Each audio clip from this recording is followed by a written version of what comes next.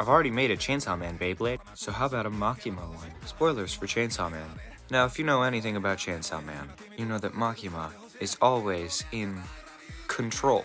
She may not be very smart, and she may desire an equal relationship, but at the end, she is always manipulating, whether she likes that or not.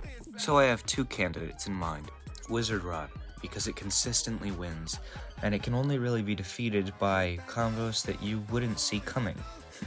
And Phoenix Swing, because it's always in control, it's very meta, and it has that red color scheme.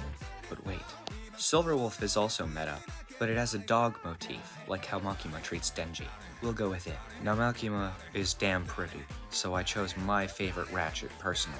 For you, you can pick whatever. And for the bit, Point, something that can be aggressive or defensive, depending on how well control you have of it. This has been Makima, the Control Devil.